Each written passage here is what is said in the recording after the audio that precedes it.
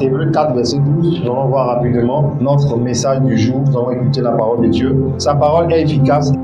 Amen. Sa parole est efficace. Hébreux 4, verset 12. Nous allons voir rapidement notre message du jour. Nous allons écouter la parole de Dieu. Sa parole est efficace. Hébreux 4, verset 12. Donc tout ce mois de juin, nous sommes en train d'étudier l'efficacité de la parole de Dieu. Hébreux 4, verset 12. Sa parole est efficace. On va lire Hébreux 4, verset 12 rapidement. Oui. Quand la parole de Dieu est vivante. Quand la parole de Dieu est vivante, oui.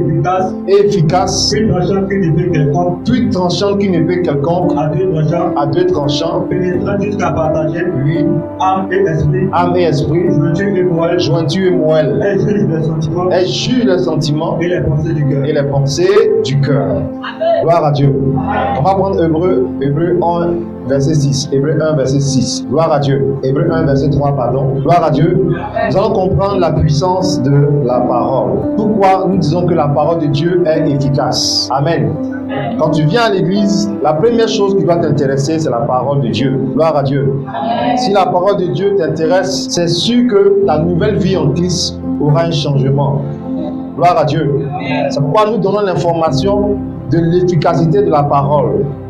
L'apôtre Paul dit, il dit que la parole de Dieu est vivante et efficace, plus tranchante qu'une épée à deux tranchants. Donc si tu ne comprends pas la parole de Dieu, tu es en train de perdre ton temps à l'église. Gloire à Dieu. Par exemple, il y a des gens qui ne comprennent pas pourquoi après une relation, il faut aller à l'église pour que le pasteur bénisse le mariage.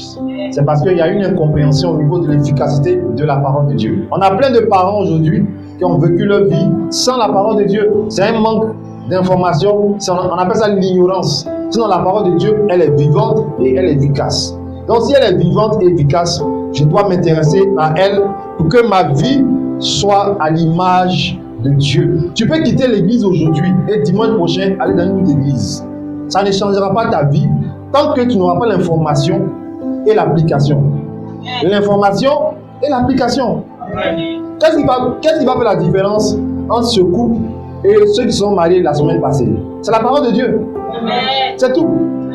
Ils ont des parents, ils ont des cousins qui sont mariés. Mais qu'est-ce qui va faire la différence? C'est l'efficacité de cette parole-là. Gloire à Dieu. Ah oui, la prédication dure. Ah oui, ça n'a pas duré. Là n'est pas le problème. Est-ce que j'applique ce qu'on m'a dit? Est-ce que j'applique ce que je sais? C'est tout. La parole de Dieu est vivante. Il n'a pas dit une église marbrée, le pasteur est assis sur le pupitre. Non. Il dit la parole de Dieu est efficace. Elle est vivante. Elle est comment? Elle est vivante. Gloire à Dieu. Donc quand tu comprends ces genres de choses-là, la pluie qui va rester jusqu'à 20 heures n'est même pas ton problème. Parce que tu sais qu'il fut un temps où il faisait très chaud, où tu accusais le Mali pour rien. Bravo. On voit des gens même dans les couloirs à 23 heures. Tu penses qu'ils sont en train de poser, c'est à cause de la chaleur. La chaleur leur a donné un ordre. Sortez de votre maison, asseyez-vous dans le couloir un instant. Maintenant il pleut, tu vas te plaindre. Non. Gloire à Dieu. Je pense que si on était dans cette période-là, pendant qu'il y avait la coupure du courant, vraiment, on allait voir plein de gens dans le couloir en train d'attendre le courant de venir parce qu'il allait faire chaud ici, vu notre nombre ce matin. Gloire à Dieu. Moi, on a senti une fraîcheur avec la coupure du courant. Pourquoi? Parce que chaque chose a son temps. Hébreux 1, verset 3, on va lire. Hébreux 1, verset 3. Oui. Et qu'il étant le reflet de sa gloire, étant le reflet de sa gloire, et l'empreinte de sa personne, l'empreinte de sa personne, et soutenant toutes choses par sa parole, et soutenant toutes choses par quoi? Par sa parole puissante, oui, après la purification, oui, des péchés, oui, et s'est assis à la droite, oui, de la majesté divine, oui, dans les lieux très hauts. Dans les lieux très hauts. Gloire à Dieu. Dans ce verset, il y a une phrase qui doit t'intéresser. Soutenant toutes choses par sa parole. Soutenant toutes choses par sa parole. Quand Dieu veut faire quelque chose, il faut que sa parole soit en bas. La parole de Dieu est, je peux dire, l'instrument efficace que Dieu lui-même utilise. Soutenant toutes choses par sa parole. Donc comment est-ce que je peux vivre ma vie si la parole ne me soutient pas?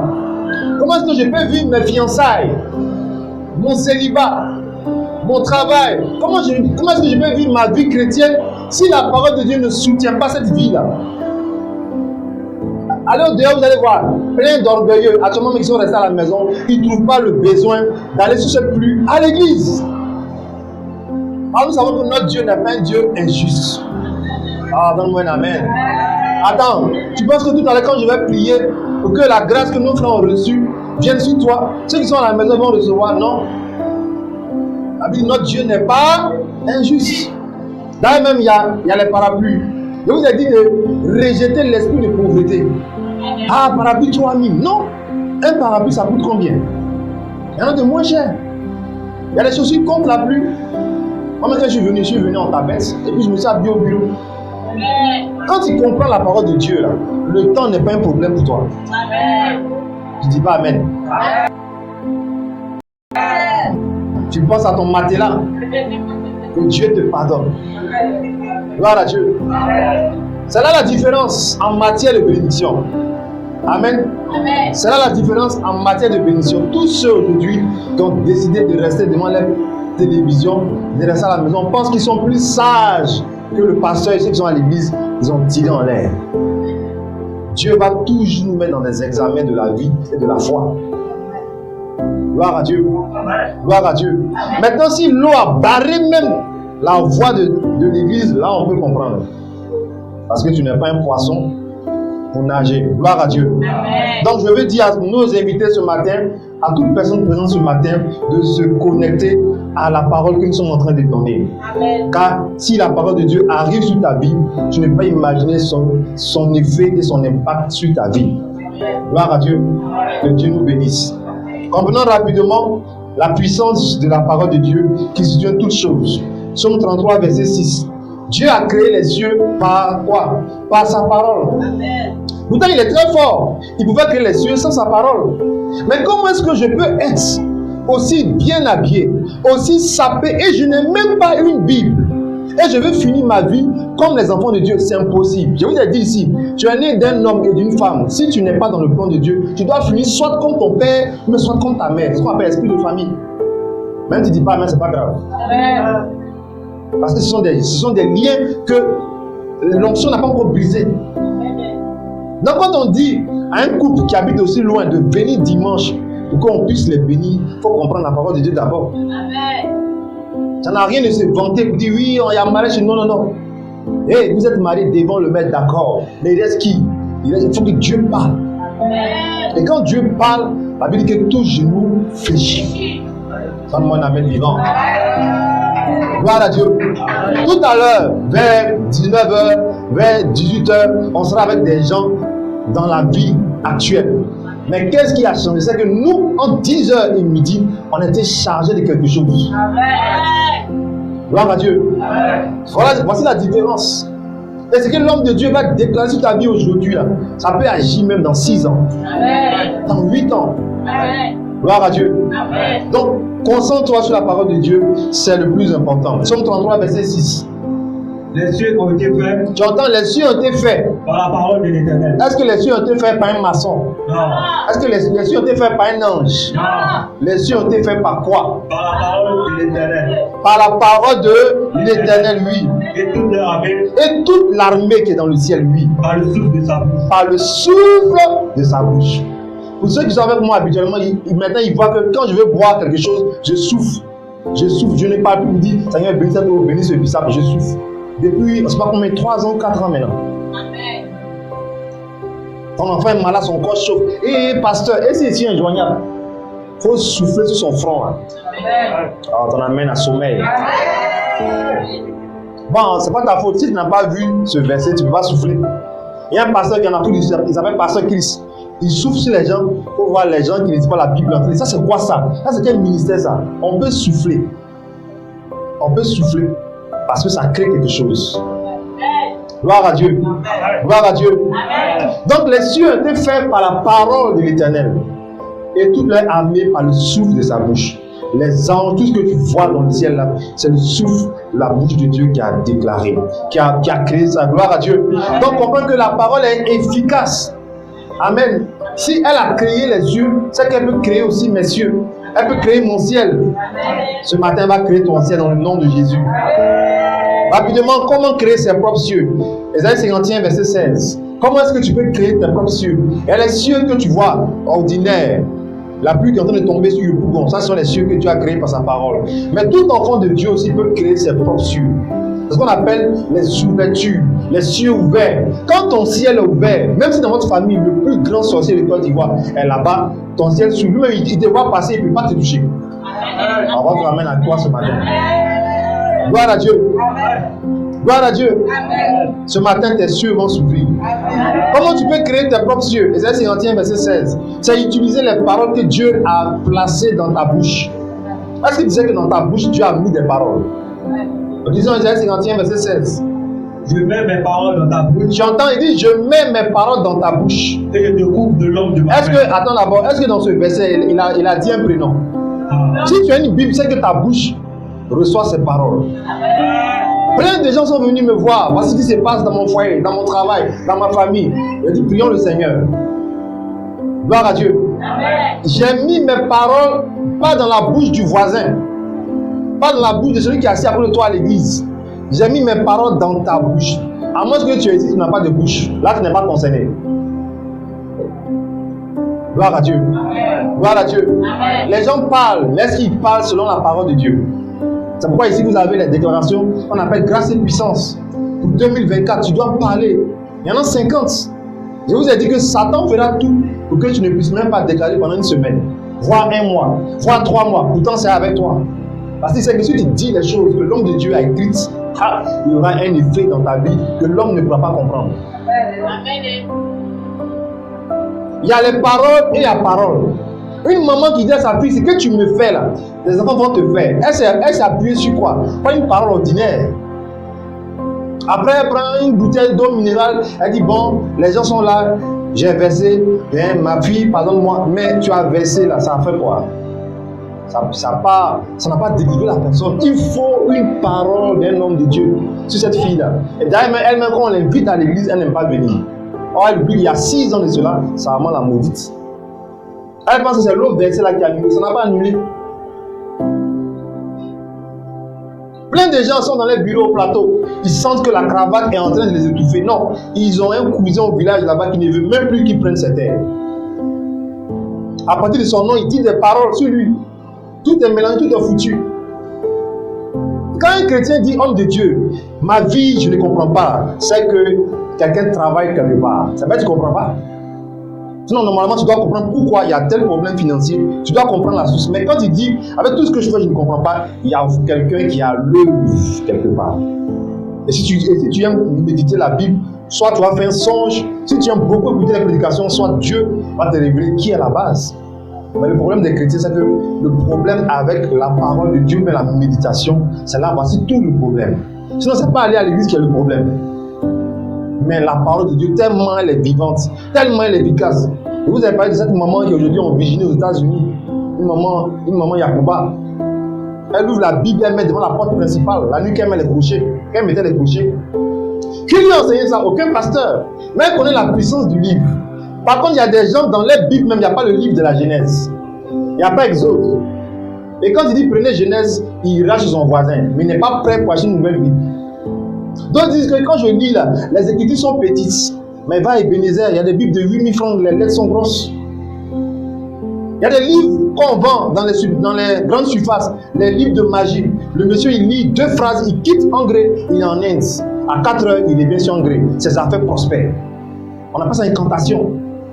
Il y a des versets, même d'autres livres religieux, on ne peut pas dire le nom. Les gens récitent là, le bac, les taxis marchent. Mais le chrétien, il joue avec les psaumes, il joue avec les versets bibliques, il ne connaît pas la puissance de la parole. Comment est-ce que tes propres yeux? Mais Dieu même, comment il a mis ses paroles dans ma bouche? C'est à force de méditer que tu reçois les paroles que tu médites dans ta propre bouche. Ésaïe 33, verset 24 dit qu'aucun habitant ne dit je suis malade. Donc quand moi je dis que je ne suis pas malade, j'ai appris ça où? J'ai vu ça où? C'est dans Ésaïe 33, verset 24. Dans mon amen vivant. Gloire à Dieu. Amen. Gloire à Dieu. Amen. Quand une situation se présente et que tu dis, prions le Seigneur, où tu as appris ça? On ne t'a pas enseigné, tu as vu ça dans la parole. Priez sans cesse. On va se réjouir. Oh, la mariée, le marié, le marié. Mais si la parole de Dieu, pendant qu'on prêchait, n'a rien fait chez toi, tu es encore dans la même semaine passée. Gloire à Dieu. Gloire à Dieu. Il faut utiliser les paroles que Dieu a placées dans ta bouche pour créer ton propre ciel. Gloire à Dieu. Mon ulcère, ma maladie, mon problème là. Hier, quelqu'un m'a dit qu'elle a un problème de...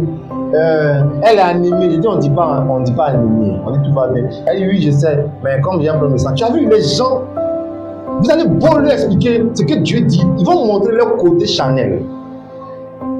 Et ça ne peut pas marcher. Voilà pourquoi, à des croisades même d'hommes de Dieu loin, des gens sont repartis à la maison avec leur maladie. Pourquoi? Parce qu'ils ont été incrédules à la puissance de la parole que le monsieur disait à sa propre bouche. Gloire à Dieu. Amen. Gloire à Dieu. Amen. J'ai mis mes paroles dans ta bouche pour faire quoi? Vas-y. Pour créer quoi? Et le couvre de l'ombre de ma main. Reprends le verset rapidement.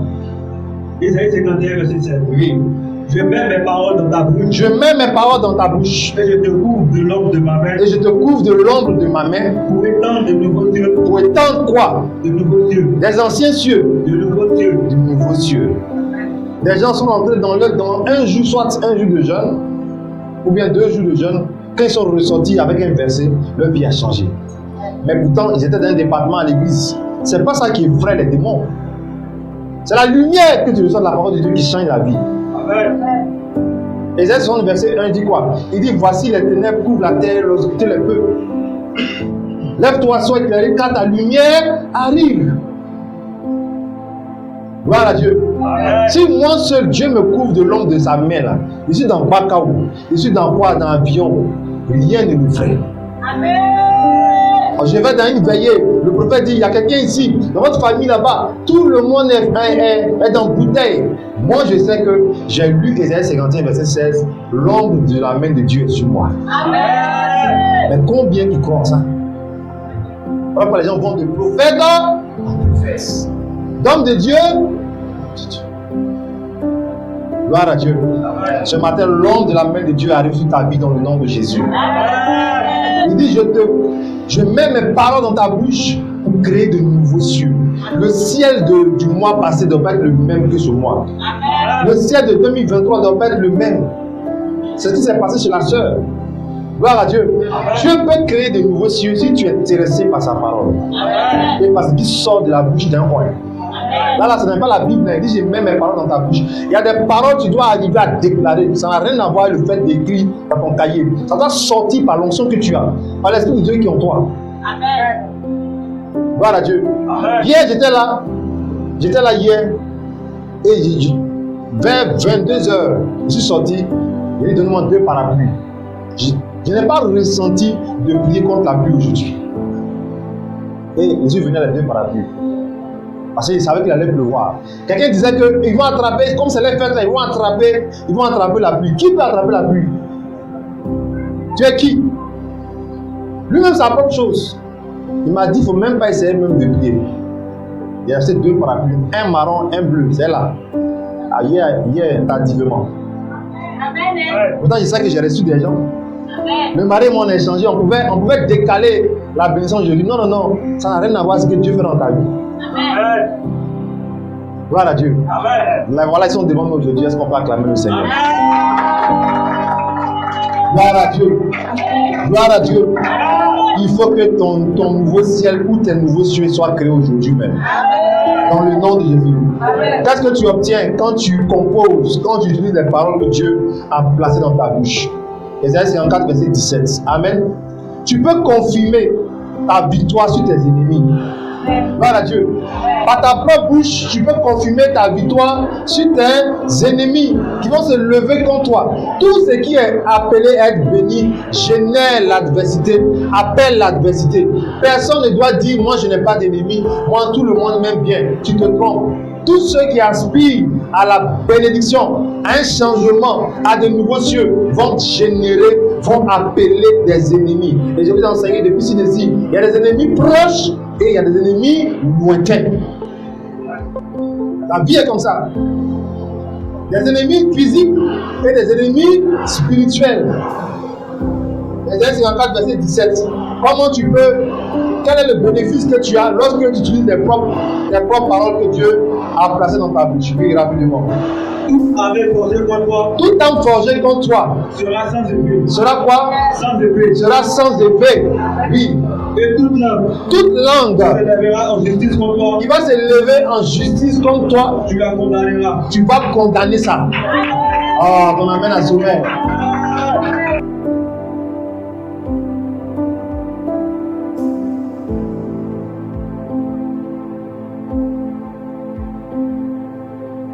Là, il n'y a pas amène maintenant. On t'a envoyé, on t'a donné 1000 francs. Toute la dépense fait 650. Tu envoies 100 francs. Et après, tu dis que moi, ma vie, là, je ne comprends pas. Tu es un voleur. Voilà pourquoi les gens ne veulent plus te confier l'argent. Refou. Tu prêtes dans la douche, ça ne va rien changer. Il faut prendre la décision de ne plus prendre la haine de quelqu'un. La main ont diminué. Gloire à Dieu.